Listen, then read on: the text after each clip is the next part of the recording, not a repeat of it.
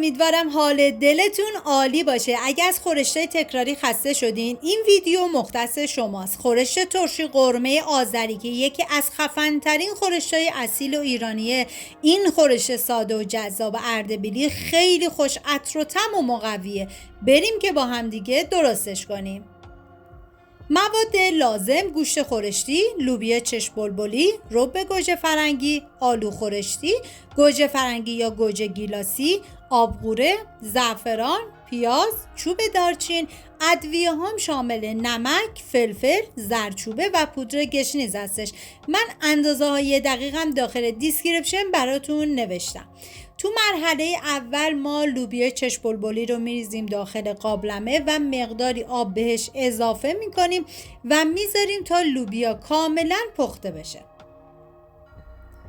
و پیاز، ببینید این غذا 2 مرحله پیاز داره. مرحله اول ما پیاز رو به صورت نگینی کاملا ریزش میکنیم و حالا داخل قابلمه مقدار کره حیوانی یا روغن اضافه میکنیم و بعد از اینکه داغ شد پیاز رو میریزیم، هم میزنیم و میذاریم تا پیاز یه تفت خیلی مختصری بخوره. نیازی به سرخ کردن زیاد پیاز نیستش. و حالا گوشت رو اضافه میکنم و هم میزنم و میذارم تا رنگ گوشت کاملا تغییر کنه.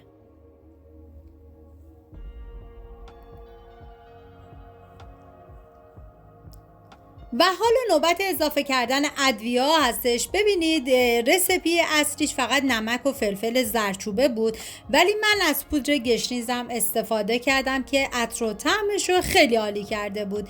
و همچنین نمک رو من همیشه بعد از اینکه گوشت پخت اضافه میکنم، هم میزنم و میذارم تا ادویه ها با گوشت تفت بخورم و عطر ادویه ها آزاد بشه.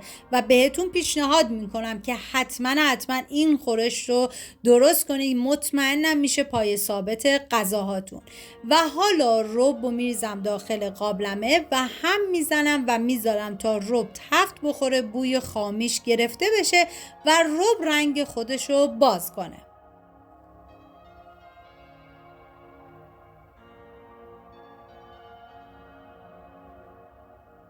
و بعد از اینکه تفت خورد، حالا رب با گوشت کاملا مخلوط میکنم.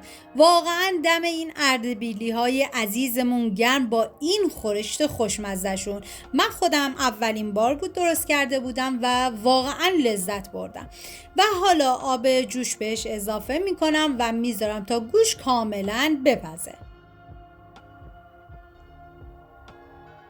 و حالا میریم برای درست کردن پیاز مرحله دوم که ببینیم برای این مرحله ما پیاز رو به صورت خلالی کاملا ریزش میکنیم و از پیاز فراوان استفاده میکنیم.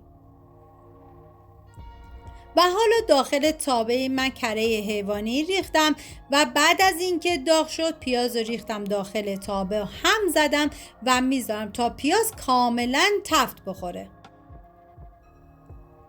و حالا تا موقعی که پیاز تفت میخوره میریم سراغ خورشتمون که گوشتش دیگه کاملا پخته شده و لوبیای چشم بلبلی که گذاشتیم جدا پخت و حالا به خورش اضافه میکنیم و همچنین آلو خورشتی. این آلو خورشتی واقعا این طعم غذا رو عجیب کرده بود. و حالا نمک و چاشنی اصلی این خورش که آبغوره هستش. آبغوره رو میریزم و مقداری زعفران.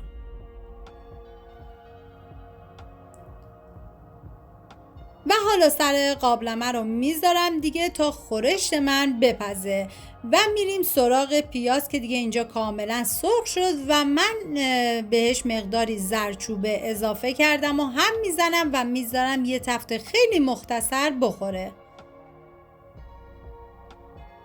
و دیگه زیر حرارت رو خاموش میکنم و میریم سراغ خورش. و حالا پیازی که ما سرخ کرده بودیم ما بهش اضافه میکنیم. واقعا این پیاز مرحله دوم توی این طعم غذا واقعا تاثیر داره و خیلی خوشمزه ترش میکنه. و همچنین من برای این غذا از گوجه گیلاسی استفاده کردم که شما از گوجه‌های دیگه بزرگتران میتونید استفاده کنید و همچنین چوب دارچینم بهش اضافه کردم. هم میزنم و میذارم دیگه تا خورشت من کاملا جا بیفته.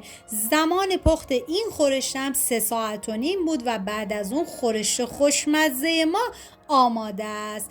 اینم از خورشت ترشی قرمه اردبیلی. امیدوارم از این ویدیو خوشتون اومده باشه و این ترشی قرمه اردبیلی رو درست کنید، در کنار عزیزانتون از خوردنش لذت ببرید. اگر ویدیو رو دوست داشتید لطفاً لایک کنید و برای دوستاتونم بفرستید. لایک و کامنتاتونم که کلی به من انرژی میده و کمک میکنه ویدیوهای من به افراد بیشتری نمایش داده بشه. مرسی که مثل همیشه تا آخر این ویدیو همراه من بودید. تا درودی دیگر، بدرود.